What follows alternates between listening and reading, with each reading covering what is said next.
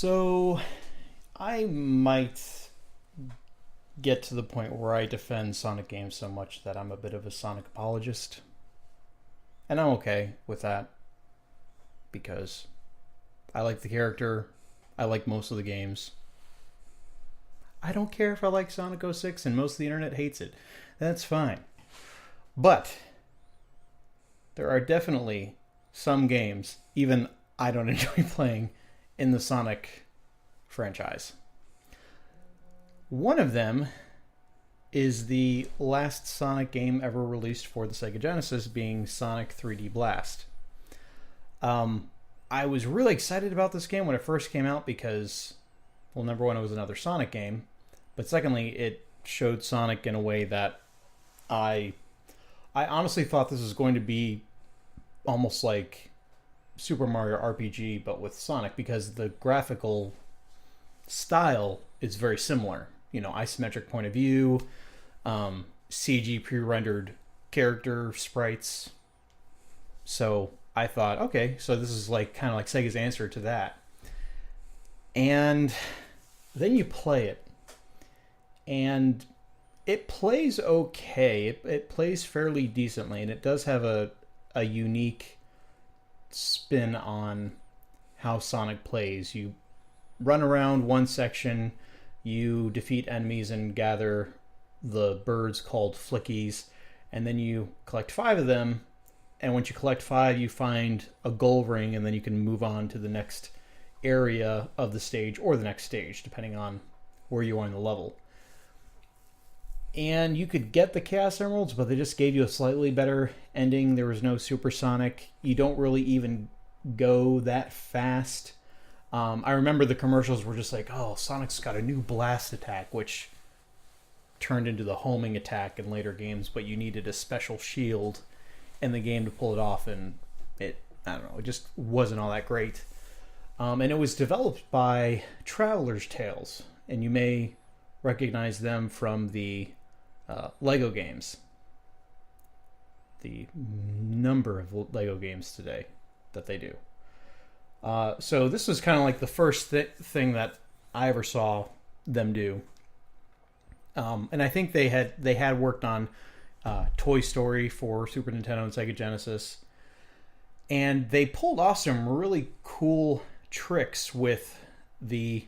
Then in '96, you know, the Genesis was like a 7-year-old console. It was pretty old by the standards back then. So they were really trying to crunch a lot of power out of it. And I do remember Sonic 3D Blast was the only Sega Genesis games that I ever saw that had a full motion video CG intro.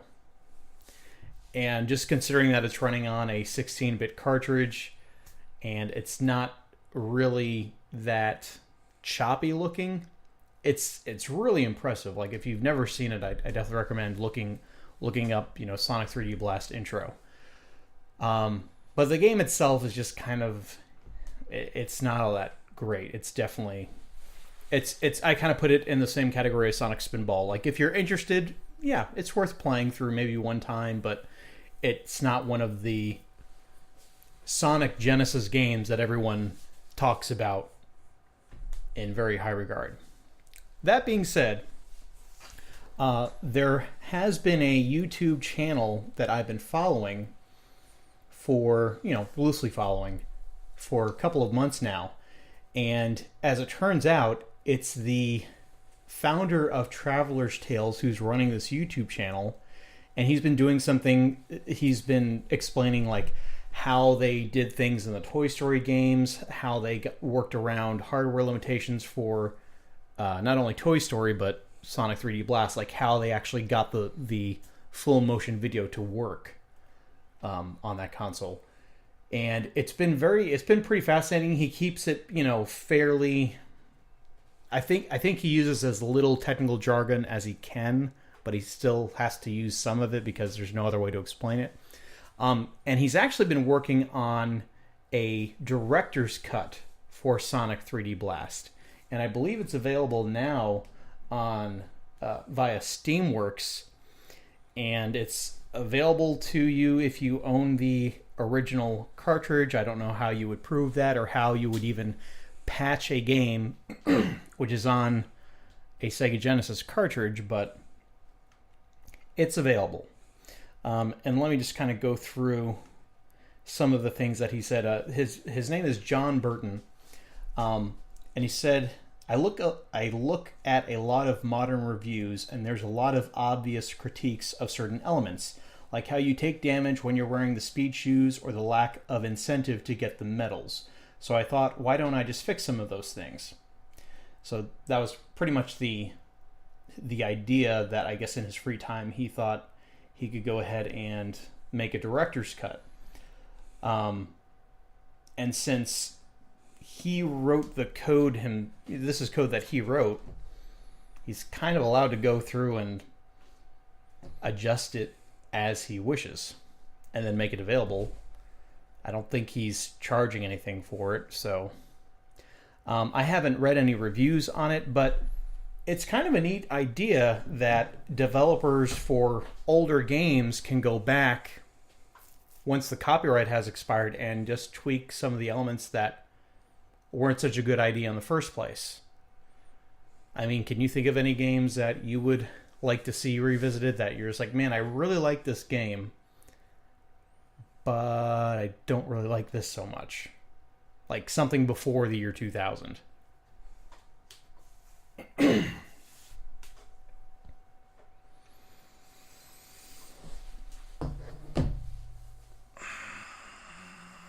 year 2000. I don't know. I really didn't play a whole lot of video games back then. Mostly due to the fact that I was 4 and couldn't comprehend how to actually play most video games. But did you play any games that were made before 2000 that you remember? Banjo-Kazooie? I wouldn't change anything with that. Super Mario 64? Wouldn't change anything with that, other than the graphics. Honestly, if Sonic 06 were just to have like just the glitches and the bugs wrong with that game, if those were to be taken out or at least fixed, I think I'd enjoy that game a bit more. There's actually a fan effort to do that, to fix all the I would bugs. enjoy that because if the game wasn't trying to kill itself, it would be a very fun Sonic game because you go really fast with the Sonic levels. I'm not really a huge fan of the Shadow levels, and I kind of like Silver's levels. I enjoyed Silver's levels too. I thought they were like, I'm kind of like you. Like Sonic's was first, next Silver, and Shadow's were kind of the least. Which sucks because Shadow is like, he's Shadow. He's supposed to be the cool hedgehog, and every game he's in, he's just not that good. Even his own. Well, no, especially his own. Yeah. But yeah, Silver. I think Silver had a decent, and he wasn't about speed. He was more about his telekinesis, which was cool because you got to focus on that. Shadow's basically Sonic, but with guns. Well, and they made it so that with Shadow, you did a homing attack, but then you kept hitting the button to do like a combo in the air. Whereas Sonic, no, you just have to hit him. Yeah. You bounce off him, you go on to the next enemy. Yeah, and most of the time, like, there are a few enemies where you have to hit them a few times, but the homing attack, it's like, you just gotta, they're dead. With Shadow, you'll kind of do that, and even if you, like, kill the enemy, you're still kind of going. It's like, stop. Yes, stop doing the air combo. There's nothing there. I think if they had delved a little bit more into his chaos control abilities, because they don't really talk about that a whole lot, but he can, like, he can use some of it without a Chaos Emerald. Pretty much the only cool part of the game Shadow the Hedgehog was the building up the light and the dark meters and having those super moves available to you. Have him be a little bit more like in depth with his chaos control. Yeah. Like Silver and his telekinesis. Yeah, the game. I mean, the game definitely was rushed, and then when they ported it from the 360 to the PS3, they really didn't fix any of the issues, even though they said that they were. Um, but it's nice to see that not only fans are going back to change something like Sonic 06, but even a developer who's just like, as a passion project, let me just go ahead and address some of the issues of an older game that I worked on. I think that's kind of cool, and hopefully I hope it's all legal and like nothing can happen, because I mean, Well, what, heaven now? forbid anyone tried to do this on a Nintendo game. And that, because you know what's going to happen with that. Yeah. Cease and desist. But I think it's a nice idea.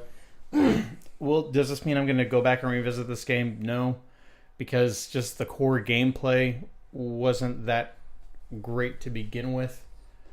I think he did actually add Supersonic. I might just look up a YouTube video just to see how that actually works.